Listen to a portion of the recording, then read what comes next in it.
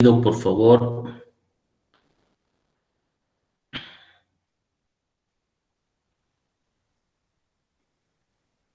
¿Se escucha? Sí, ingeniero, se le escucha bien. Ya, gracias. A ver, vamos a poner esto.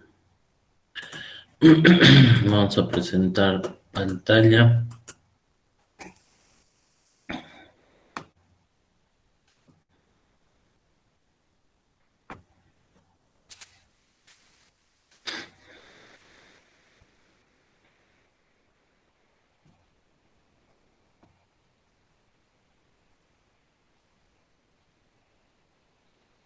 ¿Se ve mi pantalla? Sí, ingeniero. Ya.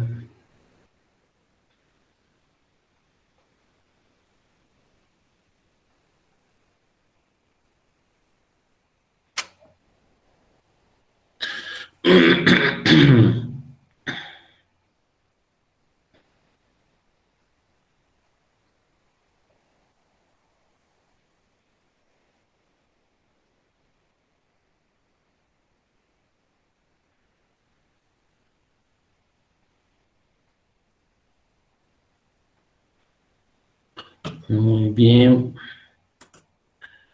Vamos a iniciar la grabación. Y vamos a poner aquí. Bueno, vamos a hacer una pequeña introducción a la estadística y ver el desarrollo de los análisis en función a los datos.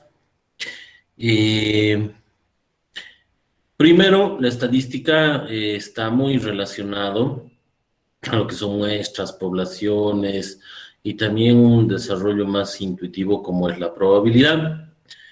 Eh, Podemos decir que uno de los factores aplicativos que ha dado la estadística es el mejoramiento de la calidad en las industrias, ¿no? En todo aspecto, en la industria de la construcción, de producción, de servicios, siempre ha estado muy involucrado en el mejoramiento de la calidad, la estadística. Uno de los, podemos decir, eh, uno de los líderes en este tema fueron los japoneses. Gracias a este control, podemos decir, del estadístico o el mejoramiento de la calidad, como se denomina, los japoneses han logrado el éxito correspondiente. Usted sabe, cualquier cosa japonés que tiene su estatus. Entonces, los japoneses han atribuido a que el uso de estos métodos estadísticos y también un pensamiento estadístico en la parte, podemos decir, de altos mandos gerenciales, ha logrado que la estadística tome una gran importancia en estos procesos y los ha llevado a que podamos ver. Ahora, podemos decir también que los usos de los métodos, no estoy escribiendo nada, solo estoy haciendo una pequeña introducción sobre esto para que ustedes vayan viendo, ¿no es cierto? Los métodos estadísticos en la manufactura, el desarrollo de productos alimenticios, el software para las computadoras, las fuentes de energía, productos farmacéuticos, como decía, hasta en el área de construcción, elaboración de estructuras. Eso lleva a podemos decir, un acopio de información, ¿ya? Que esos datos se van obteniendo y estos datos que se van recamando, se va haciendo un resumen, se va reportando, se va almacenando, ¿no? Para luego hacer un análisis, podemos decir, o tal vez podemos denominar como un examen sobre estos datos. Entonces, este acopio, podemos decir así, de información es también relacionado hacia la estadística, ¿no? Y ahí se divide y se clasifica en la estadística descriptiva y en la estadística inferencial. Es importante conocer. Nosotros tenemos la estadística. Y dentro de esta estadística hay lo que se conoce la estadística descriptiva y la estadística inferencial. Nosotros vamos a llevar la estadística descriptiva. ¿De qué supone esto? La estadística descriptiva es aquella donde se recopila la información, se ordena, se establecen indicadores, podemos denominarlos así, y a partir de esos indicadores se hacen pruebas o hipótesis que eso involucra la estadística inferencial. Los que llevan hasta la estadística inferencial son los ingenieros industriales, los ingenieros del sistema y, si no me equivoco, llevan hasta los químicos, si no estoy mal, el desarrollo de una estadística. Entonces, necesitamos generar, ¿no es cierto?, un conjunto de datos a partir de esa recopilación, ese acopio. Tenemos que recabar, tenemos que resumir, tenemos que reportar, tenemos que almacenar. Todo ese proceso se lo conoce como la estadística descriptiva. A partir de esos valores que van a salir mediante indicadores, podamos hacer unos supuestos de información y tratar de conseguir alguna verificación. Y eso trata la estadística de inferencial. Esto es importante establecer estos dos parámetros porque es normalmente el desarrollo de cómo se lleva a cabo la estadística. ¿Comprendido? Sí. Ahora, si vamos más allá, también en el desarrollo de la estadística, ¿no es cierto? Si vamos desde un enfoque más científico, podemos llamarlo así, hay un área o una rama que se llaman los profesionales de la estadística, porque esto conlleva a todo un estudio profesional. Y ellos se rigen, que son muy ligados a la matemática, sabemos. Esto también es parte de la matemática. Y se van generando leyes. Pueden ser leyes de estadística inferencial, de probabilidad, ¿no es cierto? Que esas leyes sirven para sacar conclusiones respecto a estos, podemos llamarles sistemas científicos. Esa información se colecta en forma de muestras, podemos decir, que es otro tema que vamos a tocar, o conjuntos de observaciones. Entonces, ahí también tenemos que ver que hay procesos de muestreo, cómo agarrar una muestra, cómo se analiza y todo ese proceso. Ahora, esas muestras, ¿de dónde se reúnen? A partir de la identificación de una población. Ese es otro tema. Entonces, tenemos una muestra que sale de una población. Entonces, ¿qué tenemos que definir? Tenemos que definir una población y a partir de esa población definimos una muestra. Entonces, todos los elementos que tengamos de desarrollo de investigación se llama población, como en conjuntos, ¿no es cierto? Podemos hacer un esquemita gráfico en conjuntos.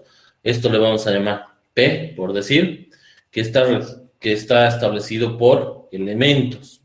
Y estos elementos son los puntitos que están en este conjunto. Y lo que hacemos es encontrar una representación de datos, ¿no es cierto?, que se va a llamar M, que es la muestra, a partir de estos elementos, ¿no? Por decir, un fabricante de tarjetas para computadora podría desear eliminar defectos, ¿no es cierto? Entonces, en un proceso de muestreo va a implicar recolectar una información de, por decir, 50 tarjetas de computadora, que las va a hacer de forma aleatoria. Entonces, en este caso, la población sería representada por todas las tarjetas de computadora producidas por la empresa en un periodo específico. A eso se denomina población. Ahora, si se lograra mejorar el proceso de producción de las tarjetas para la computadora, y se reuniera una segunda muestra de tarjetas, que eso podemos hacerlo, ¿no es cierto? Podríamos encontrar la efectividad o la calidad que se está haciendo al establecer esta población de tarjetas. Ya eso se llama, en un desarrollo más industrial, se llama como proceso mejorado. Eso es lo que también tenemos que definir. Cómo identificar tu población, cómo identificar tu muestra. ¿Comprendido?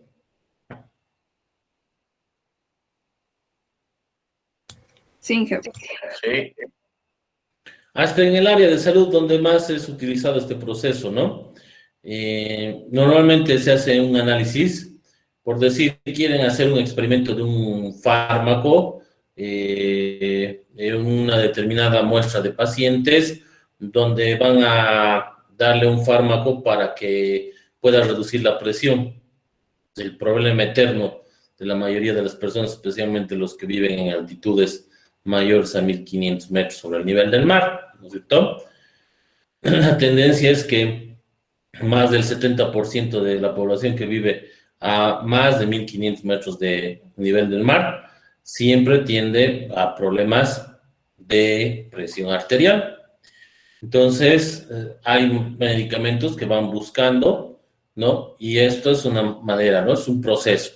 No solamente eso, para las vacunas ahora del COVID lo mismo ha pasado, ¿no es cierto?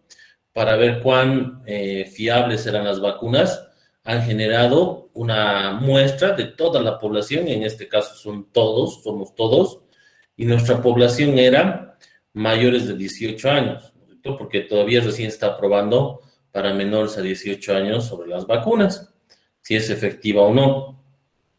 Entonces, así van generando, ¿no? De esta manera. Y ahí se va estableciendo una muestra, ¿no? Se define una población, ¿no? La población que va a ser todas las personas que sufren de hipertensión, podemos decir. La muestra está en función a esas personas y se establecen parámetros para tomar esa muestra.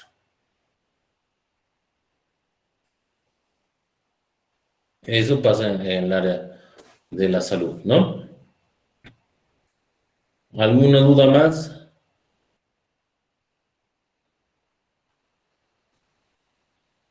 Estoy hablando de forma muy genérica, ¿no? Es una introducción de todo este proceso.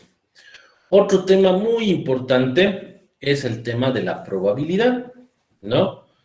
Debemos conocer el concepto de la probabilidad, que lo vamos a ver, ¿no es cierto? Cómo se maneja este tema de la probabilidad, qué teorías de probabilidad existen, el análisis de esos datos a partir de la probabilidad y determinar métodos o desarrollos de probabilidades que permitan dar una confianza a una conclusión. Ese es el objetivo de un proceso probabilístico, podemos decirlo así. Estos elementos, como se denominan de la probabilidad, van a permitir expresar una conclusión, así lo definimos, para una interpretación, tanto para el área empresarial, para el área científica, para el área ingenieril, como es en el caso de ustedes de lo que es la ingeniería civil, ¿no? Entonces, eso va a ir proporcionando un fundamento técnico, podemos llamarle así, para la interpretación de los resultados a partir de métodos probabilísticos, estadísticos, puede ser. Un ejemplo de esto, por decir, un ingeniero encuentra o recopila datos de un proceso de producción en el cual se muestran 100 artículos de cualquier proceso, ¿no? Y de esos se obtienen 10 defectuosos. Entonces, ¿qué pasaría? ¿Qué podríamos decir de este proceso? Que de esos 100 artículos representados en la muestra, ¿no? 10 son defectuosos. Entonces, si la empresa tiene políticas de calidad y dice, no, la empresa solo puede tolerar un 5% de artículos defectuosos en su proceso, entonces, ¿qué va a pasar? Los elementos de probabilidad van a permitir a ese ingeniero determinar qué tan aseverante, podemos decir, es esa información muestral respecto a la producción que se ha elaborado. Ahora, obviamente, ahí estamos hablando también de población, ¿no es cierto? La población que va a representar todos los artículos que se puedan resolver, no solamente los 100. 100 que va a ser una muestra, y a partir de esa muestra tenemos que ver que tenemos un parámetro de 5% de artículos defectuosos. Entonces, ahí ya tenemos un desarrollo probabilístico y podemos llegar a una conclusión si esos 10 defectuosos entran en ese margen del 5% de aceptabilidad para decir que ese proceso es óptimo. Y ese es un parámetro, ¿no? Obviamente con determinaciones, definiciones y todo eso. O sea, solo estoy dando un pequeño pantallazo de lo que vamos a ir viendo de esos procesos. ¿Alguna duda?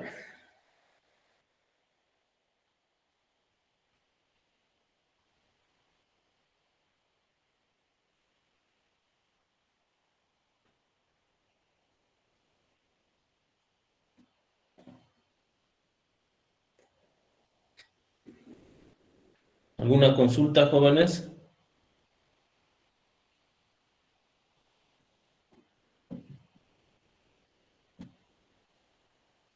Todo está claro, ingeniero.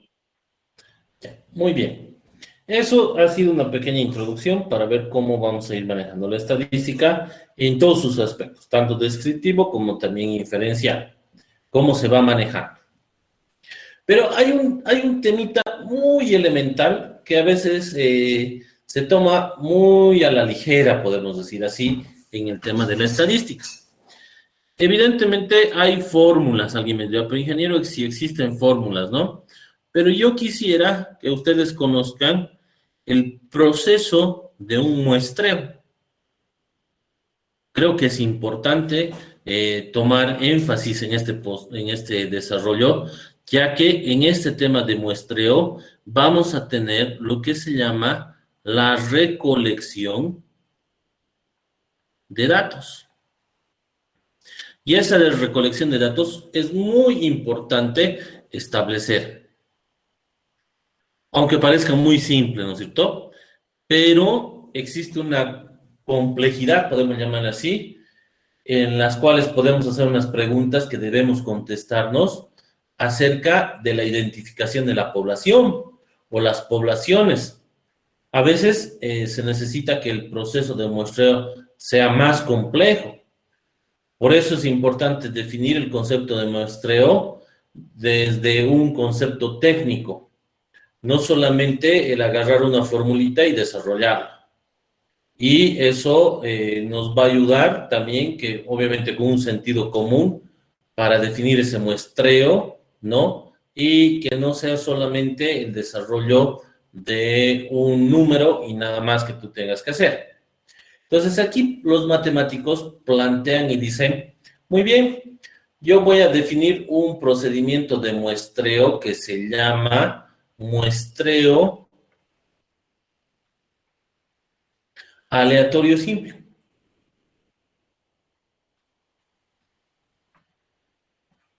Así se le conoce. Ahora, este procedimiento de muestreo llamado muestreo aleatorio simple es uno de los más utilizados porque establece un grado de confianza, ¿no? ¿Por qué? Porque puedes responder algunas preguntas que se van planteando. Por decir, supongamos que solo hay una población en un problema, ¿no es cierto? Entonces, yo quisiera establecer el procedimiento de muestreo aleatorio simple. ¿Qué significa esto? Que voy a sacar cierta muestra de un tamaño muestral específico que tiene la misma probabilidad de ser seleccionada que cualquier otra muestra del mismo tamaño. A eso se conoce la teoría del valor aleatorio simple también. Entonces, ese término que estábamos hablando de tamaño muestral, lo único que hace es indicar el número de elementos en la muestra. Ahora, evidentemente, en muchos casos se pueden utilizar una tablita de números aleatorios para seleccionar la muestra. Esa es otra de las ventajas de este muestreo aleatorio simple. La ventaja que también tiene este muestreo aleatorio simple involucra en eliminar un problema de tener una muestra que refleje una población diferente. Eso es lo que pasa. Por ejemplo, si se elige una muestra para contestar diferentes preguntas respecto de las preferencias políticas en cierta población, por decir, ¿no es cierto? ¿Qué va a pasar? Tenemos 1000 familias y debemos realizar una encuesta. Entonces, esas 1000 familias representan nuestra población, pero no vamos a encuestar a las 1000 familias. Necesitamos establecer un procedimiento de muestreo y estamos aplicando el muestreo aleatorio simple. Entonces, ¿qué vamos a hacer? De esas 1000 familias, vamos a elegir, no sé, una zona estratificada, puede ser una de las características de este valor aleatorio, ¿no? Vamos a decir que va a ser una zona, la zona urbana, por decir, está, donde hay mayor concentración. Voy a elegir las familias, estas 1000 familias, voy a elegir una cantidad que esté representada en una zona urbana. Por decir, de Cochabamba, en cerca, así podemos decir. Entonces, ¿qué va a pasar?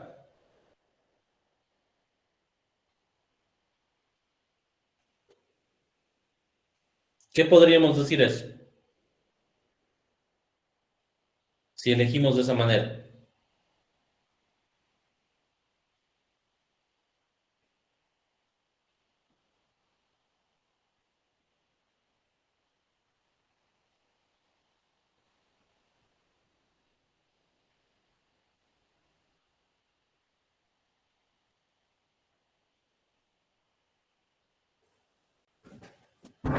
¿Qué va a pasar con eso?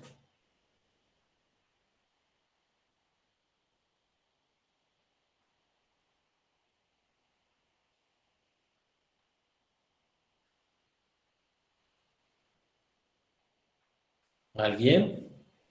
A ver, volvamos a poner el ejemplo para que vayamos entendiendo.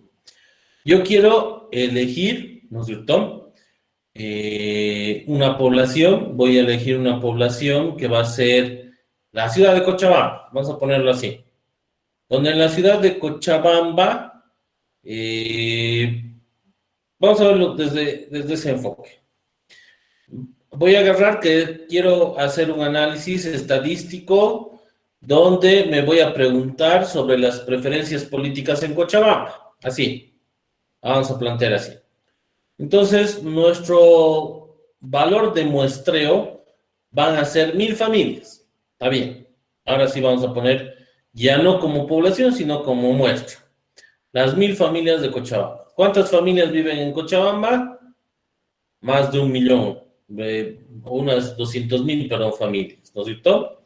Entonces, mi muestra va a ser 1000 familias a las cuales vamos a aplicar esa encuesta.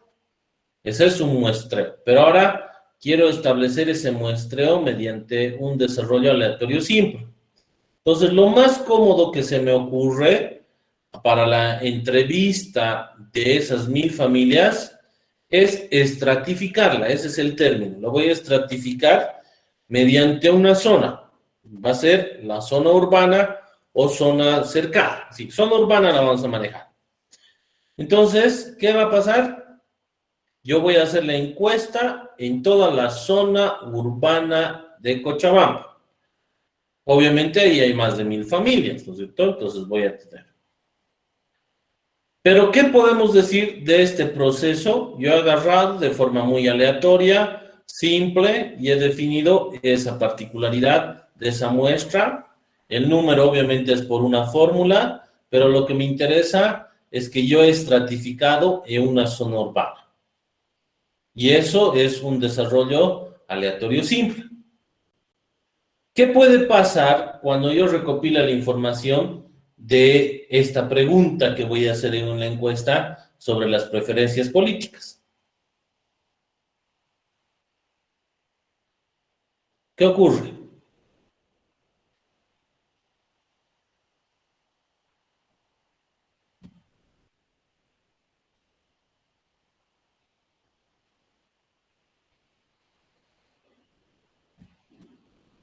¿Alguien? Inge. Calcular la aproximación IG. Ya. ¿Algo más? A ver, vamos viendo, analizando.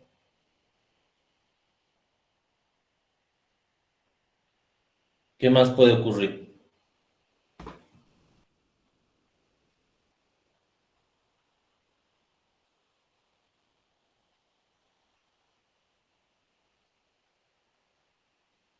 ¿Qué puede pasar?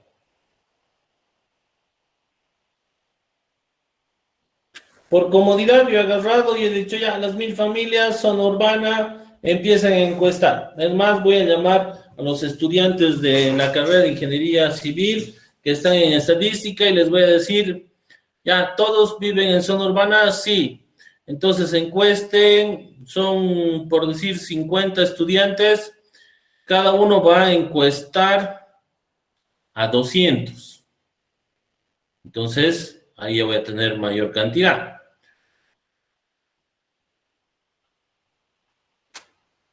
Pero, ¿qué pasa con esto? ¿Qué pasa con esta decisión mediante este muestreo para hacer esta recolección de datos, que se llama muestreo aleatorio simple? ¿Qué va a pasar?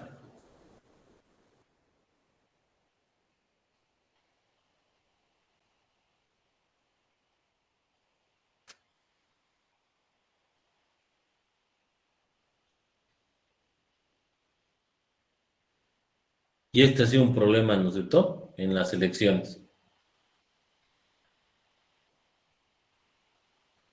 ¿Qué pasa si genero eso? ¿Las preferencias políticas será igual en el área rural?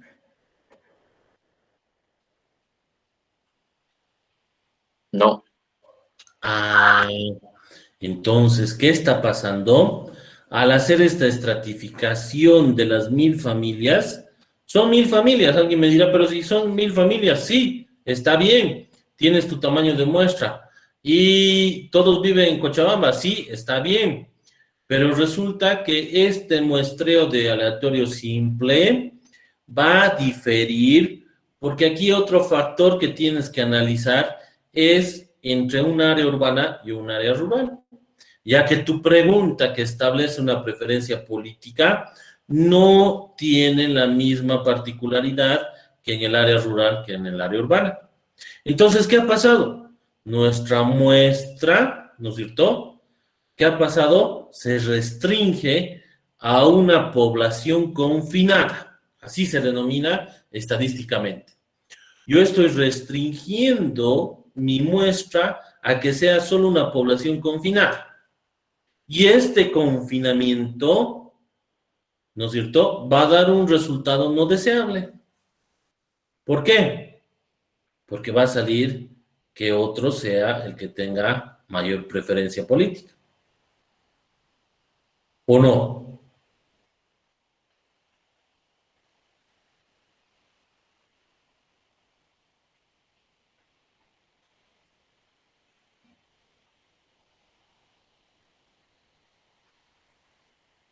¿Comprendido? Sí, Inge. Sí. Entonces, ¿qué pasa? Nuestra muestra es sesgada. Así se identifica. O sea que no es el verdadero procedimiento para la recolección de datos mediante el método de muestreo aleatorio simple, no, porque de esas 1000 familias, tu muestra va a salir sesgada, no va a servir. Entonces, eso nos lleva a la conclusión que este muestreo aleatorio simple no siempre es el adecuado.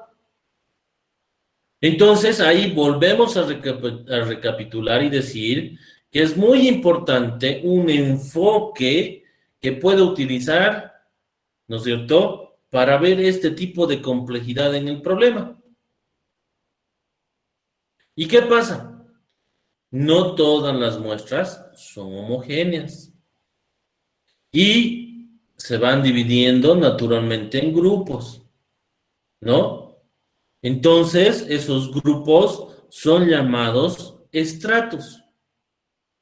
Y el procedimiento que debería utilizarse es el desarrollo, ¿no?, de un muestreo aleatorio estratificado. Ah, o sea que aquí sí puedo decir que voy a utilizar la zona urbana. Sí, ese es el desarrollo. Entonces ahí ya tu grado de confiabilidad está mayormente aceptable, porque puede ser, ¿no es cierto?, según el dato que estés agarrando, que un aleatorio simple sea del 95% de probabilidad de certeza, con un margen de error del 5%, y también hay un estratificado del 5%. ¿Cuál es la diferencia? El cómo definas qué tipo de muestreo estés utilizando para tu recolección de datos. ¿Por qué? ¿Qué pasa? Tendemos a hacer este error, pero ingeniero, es el mismo porcentaje. O sea que si yo hago aleatorio simple o hago estratificado, mi grado de confiabilidad es el mismo. Sí, tu grado de confiabilidad es el mismo, pero tu recolección de datos va a ser mediante una muestra sesgada si tú no identificas muy bien si tu población es homogénea o no es homogénea.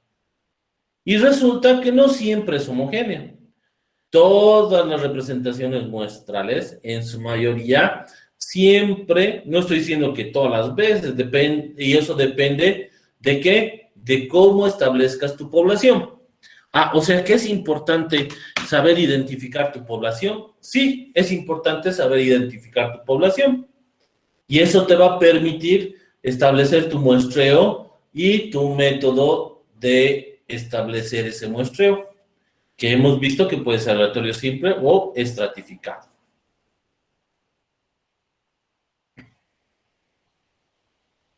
Entonces, ¿qué implica esto en el estratificado? Que tú vas a ir seleccionando al azar de una muestra dentro de cada estrato, ¿no es cierto? Entonces, el estratificado es este, donde tú tienes una población, aquí podemos hacer, ¿no es cierto? Tengo una población, tengo una muestra, y dentro de esta muestra hay estratos. Y de ahí voy a sacar cada una de las informaciones o la recolección de los datos.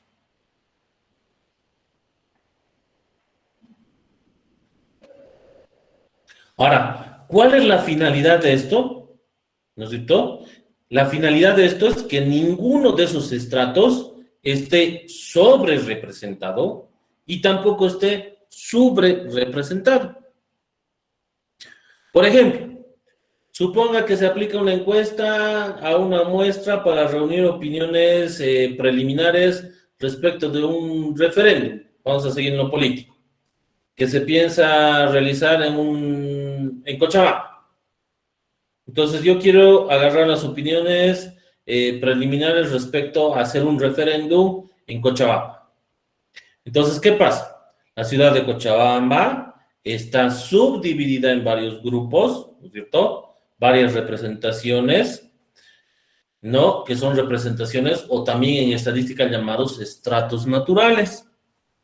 Entonces, ¿qué yo tengo que hacer? Utilizar un muestreo aleatorio estratificado donde no tengo que excluir nada, ¿no es cierto? No tengo que sobre representar a algún grupo, ¿no es cierto?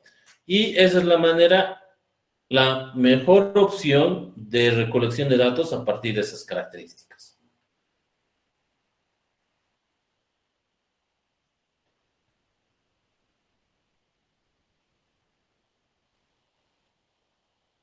¿Comprendido?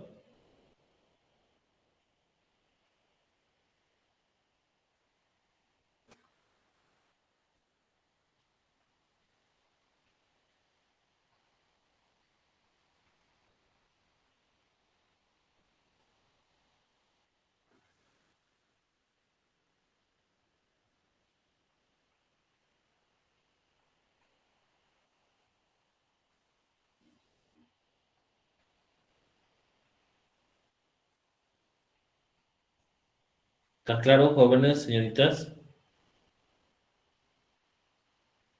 Sí, ingeniero. Muy bien. Ahora, aquí hay algo interesante. Pero ya, voy a hablar sobre los tipos de muestreos aleatorio estratificado, aleatorio simple, ¿no es cierto? Pero hay otro concepto también muy importante que se denomina diseño experimental.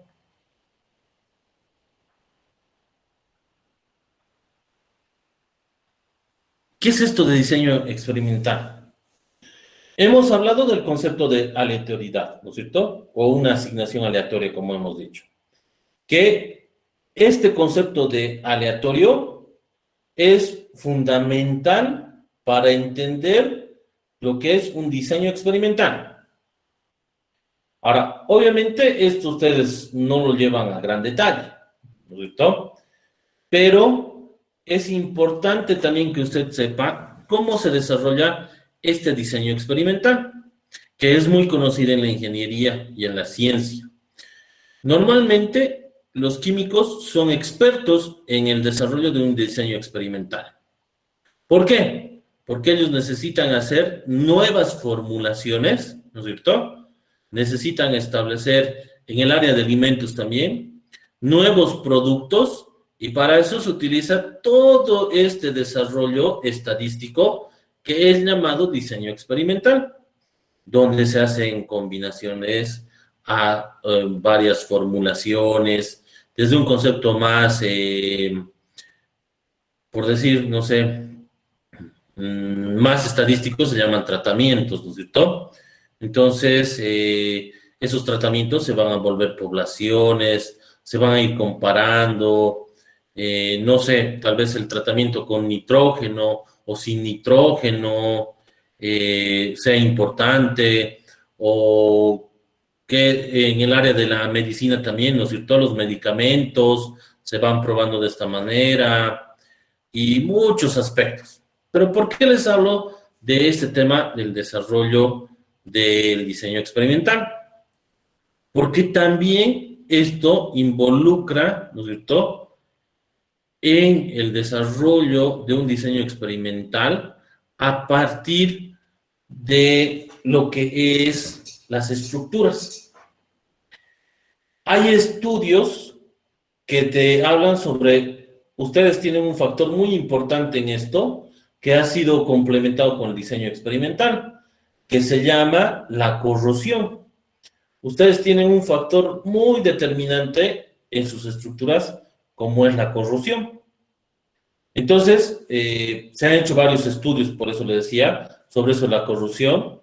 ¿Con qué finalidad? Con la finalidad de determinar si al recubrir, por decir, no sé, una aleación de aluminio puede ser, con una sustancia que va a retardar la corrosión, entonces puede ser que ese metal se pueda corroer menos.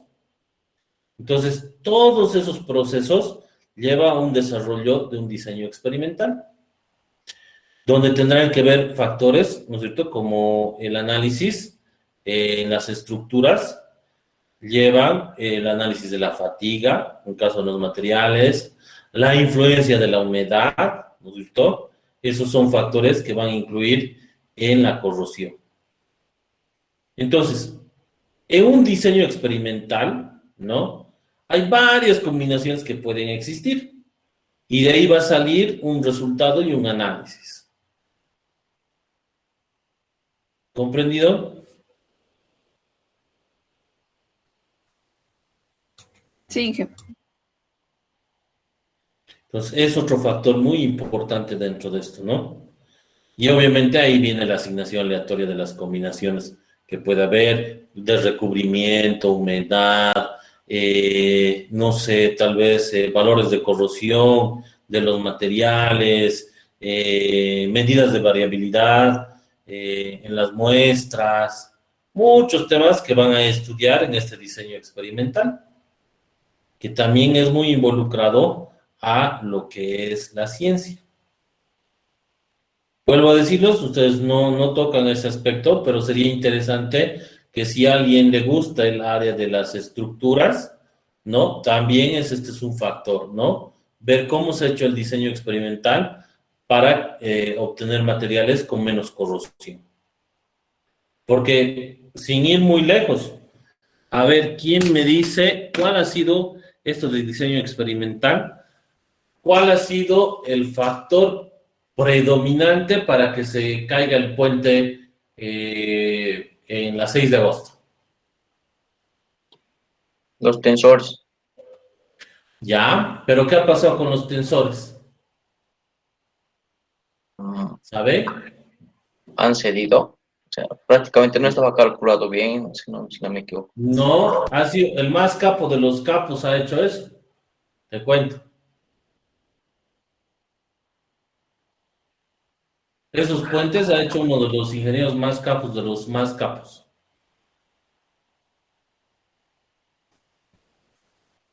¿Qué creen que ha pasado?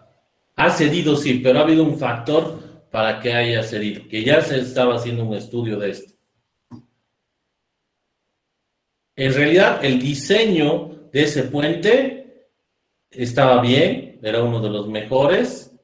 Es más, la estructura que falta puede ser fácilmente incorporada por una nueva, porque no se ha destruido toda la estructura principal, entre comillas, ¿no es cierto? Sigue existiendo las bases, lo único la plataforma. Pero, ¿por qué ha cedido esa plataforma?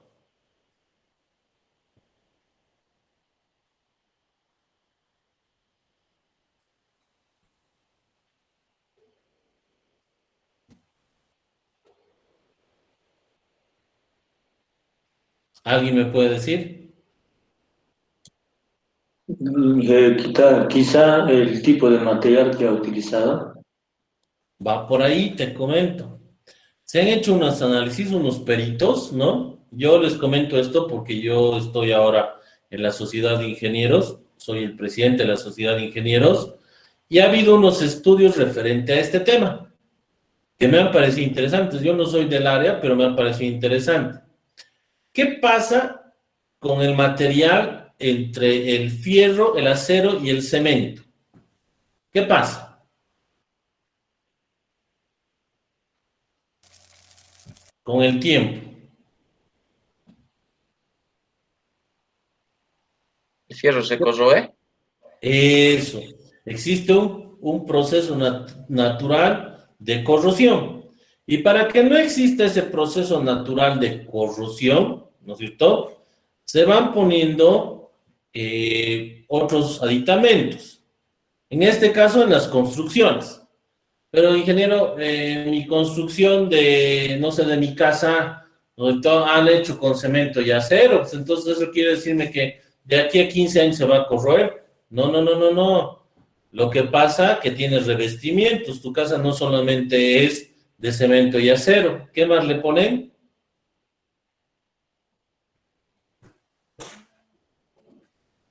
¿Qué le ponen a tu casa? Para que se vea más bonito también. Yeso, fachada. ¿Qué? La fachada, ingeniero. Eso. Ponen aditamentos de yeso, ¿no es cierto? Teja, cosa que en tus pilares, podemos decirlo así, fundamentales, o tus vigas, tu estructura, tu esqueleto, nunca llegue agua. Entonces no va a llegar, ¿no es cierto? No va a llegar, ese es el objetivo. Por eso existe estructuras bases a las cuales nunca les va a llegar agua. No va a llover en tu cuarto, pues, ¿no es cierto? Imposible. Entonces, ¿qué ha pasado? Resulta que este ingeniero Capó, ¿no es cierto? En ese estudio ha dicho, muy bien, hemos hablado de los tensores. Los tensores han sido unas estructuras de fierro-cemento, ¿no es cierto?, que van a soportar. Entonces, él, por tratar de innovar en esta situación, y para que no exista este proceso de corrosión, porque todo puente, por eso han cambiado el anterior en el viaducto. ¿Por qué creen que han cambiado los tensores? Porque ha habido un proceso de corrosión. ¿Y por qué ha habido un proceso de corrosión? Porque todo puente tiene niveles de vibración, ¿no es cierto?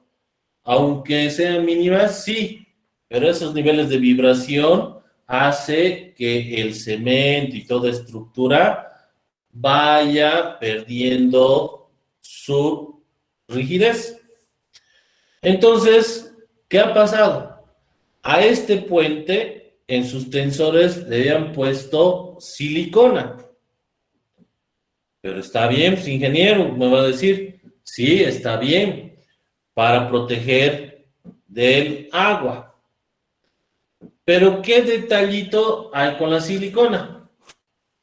Si existen niveles de vibración y ese material de silicona no es, podemos decir entre comillas, duro, ¿no? No tiene la rigidez necesaria para poder aguantar procesos de vibración, porque ese material es blando. ¿Qué ha pasado? Se ha ido quebrando esa silicona. Y al quebrarse, ha entrado agua. Al entrar agua, ¿qué ha pasado? Corrosión. Eso. Pero, ingeniero, entonces, ya debería haberse caído hace tiempo. No, no, no, no. Ese tema de corrosión que ha permitido, que ese proceso de tensión sea más flexibilizado, ya no cumpla el requerimiento. Por lo tanto, al pasar esa flota, ¿qué ha ocurrido al pasar esa flota? Y yo creo que al rajarse a entrar del agua o romper la entrada del agua, el fierro se ha ido ensalando con el tiempo y se ha ido debilitando y ya cual ya no ha podido soportar el peso que pasaba por encima de ella, ¿verdad? Exacto. La vibración no ha soportado ese proceso de vibración y al no soportar los procesos de vibración por ese soporte, ha caído. Suerte que no ha sido en el medio cuando estaba el bus, ¿no? Y eso ha pasado, jóvenes. Entonces, ¿a qué me voy? A que este diseño experimental también es fundamental cuando se hace este análisis referente a nuevos materiales. ¿Qué te permite este diseño experimental? Ir viendo esas combinaciones, tal que tú en algún momento tomes una decisión, porque eso es lo que pasa, sacas una información. Lo que debería haber hecho en este caso es haber implementado un diseño experimental referente al uso de esta silicona, porque no estaba mal, estaba bien. Es más, le ha funcionado para otros, sí, evidentemente. Le ha funcionado porque donde ha puesto los niveles de vibración no eran los mismos que en este puente. Por eso el ingeniero ha agarrado y ha dicho, pucha, me ha funcionado muy bien. No está habiendo corrosión, no hay nada, métale, no hay ningún problema. Pero el error que ha cometido, podemos decir así, es no generar un diseño experimental a situaciones diferentes. No es lo mismo hacer un puente con tensores que hacer un puente con arco, ¿no es cierto? ¿O es lo mismo?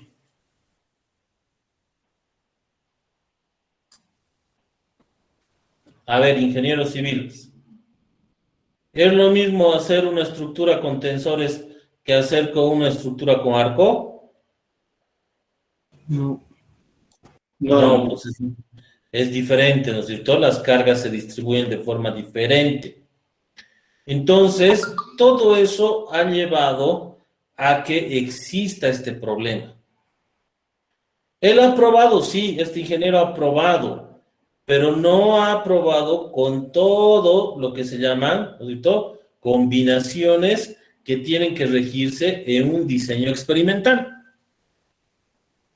Tan fundamental es esto, ¿no es cierto?, que ha llevado a ese proceso. ¿Los cálculos estructurales también? Sí, excelentes, estaban bien. ¿Los tensores eran los adecuados? Eran los adecuados. Pero eran chinos. Todo es chino, jóvenes. No hay pretexto de eso de chino. Sino si hacemos un análisis técnico, lo que ha ocurrido es eso. Pero entonces la culpa tiene el ingeniero, pues. Bueno, eso yo ya no puedo decir, ¿no? Pero él ha ido probando, le ha resultado. Es más, hay varios puentes que están con esa silicona y no se han caído, ¿no? Es más, ahora se ha debido preocupar el ingeniero y ha debido hacer la revisión correspondiente a cada de los puentes que ha construido. Pero bueno. ¿Comprendido, jóvenes? sí, ingeniero. Entonces, otro proceso. Eso yo les comento un poquito sobre la vivencia de todo esto. Ustedes que van a salir ingenieros civiles, van a ser colegas, ingenieras civiles, ¿no? Tengan muy en cuenta este proceso de diseño experimental. Obviamente, en la materia no se lleva a tal magnitud. Por eso les digo de que este es un área en el cual debe ser elaborada para toda la ingeniería civil, por estos factores que estamos viendo para que no ocurra. El Málaga que se ha caído en Santa Cruz, otra estructura que ha hecho otro ingeniero con un renombre alto.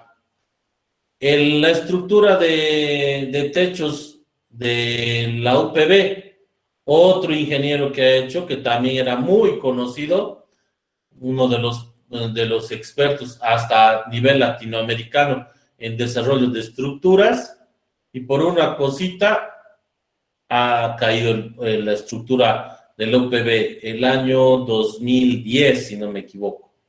Suerte que era domingo, no había nadie. Entonces, toda esa estructura ha caído.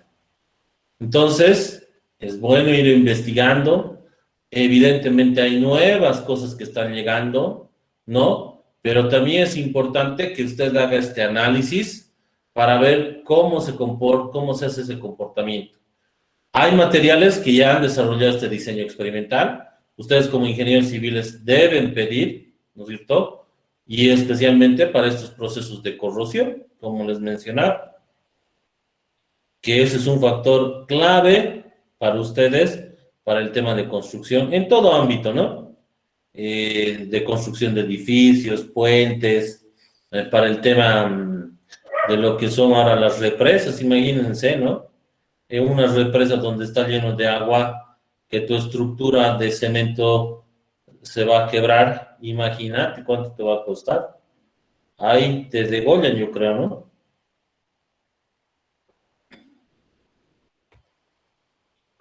¿Comprendido, jóvenes? Sí, ingeniero. Sí, ingeniero, todo claro.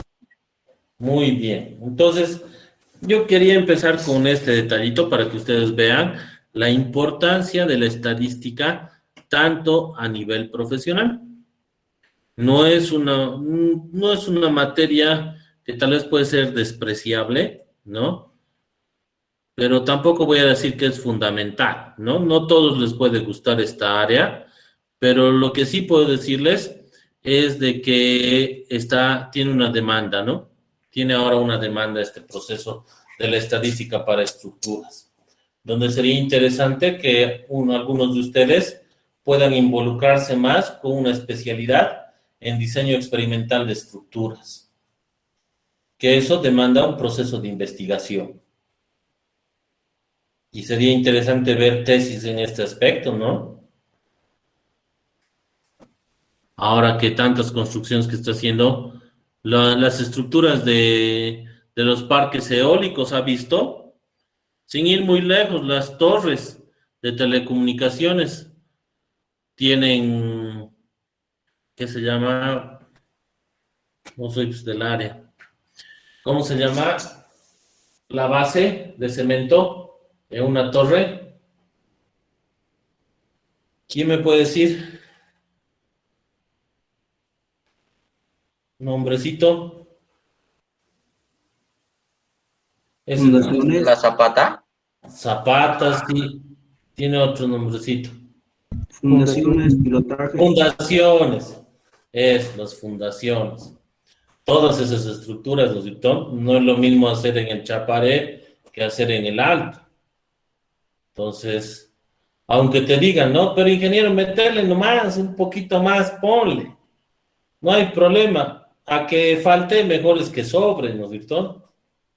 Entonces, hay pequeños factorcitos que obviamente en un desarrollo empírico no ha pasado a mayores, sí, eso sí podemos decir, pero sería importante que ustedes como ingenieros civiles den un estudio técnico sobre esto. Ustedes conocen los materiales.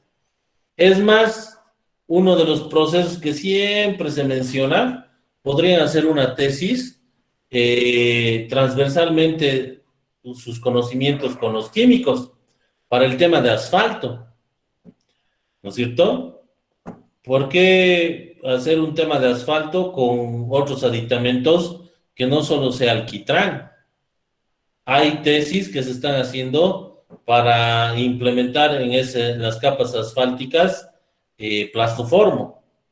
¿Por qué plastoformo? O también residuos de llantas, ¿no? Entonces, eso también es importante. Entonces, ahí necesitas acompañar tus conocimientos con un químico. ¿Cómo puedes involucrar eso? Hacer todo eso. Pero bueno, son temas de investigación que también son parte de la carrera, ¿no? Si a alguien le gusta esa área de la investigación, ahí tiene varios factores. Y empiece viendo, buscando en el internet, ahora que es una maravilla, sobre diseños experimentales en estructuras metálicas, estructuras fierro-cemento, aleaciones aluminio. Las nuevas casas ya no tienen madera a los techos, ¿no es cierto? Son puras estructuras metálicas. Entonces, todo eso hay que ver, ¿no? Esos jóvenes. Entonces, voy a pasar esta información de esta manera porque este es el procedimiento que vamos a hacer. Déjenme ver, cálculo 1, 2, aquí voy a poner nueva carpeta, voy a poner estadística civil. Sí.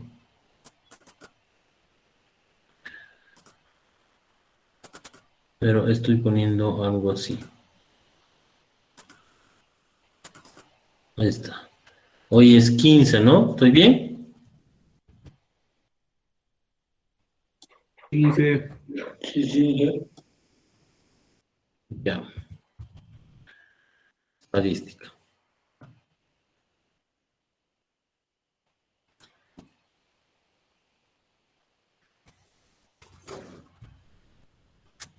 Ya he generado mi PDF. Ahora voy a generar mi video. El video, esto también ya lo puedo borrar. Mi video ya se genera aquí. Aquí están los videos. ¿Dónde están? ¿Dónde están? Videos. No. En el escritorio creo que está. No. Vamos a hacer. Voy a ir mandando tutoriales también, mejorando los tutoriales en el Classroom y viendo cada una de las clases que van a ser grabadas. ¿Alguna otra duda, jóvenes, señoritas? ¿Está claro? Como el agua del río Rocha. Ninguna Inge. Está Así claro. es, Inge, así es. Muy bien. Hasta el día lunes, jóvenes, que les vaya bien. Hasta luego, luego. Inge. Hasta luego, Inge. Inge. Hasta luego, Inge. Chao, chicos. Chao, señoritas. Por si acaso, si me salgo, no es mi culpa, porque yo no he ingresado primero. El que ha ingresado primero, si se sale, todos nos salimos de la sala. Así que con las disculpas del tema, si aparezco fuera y aparecemos todo, yo no fui. ¿Quién habrá sido el primero que llegaba a sala?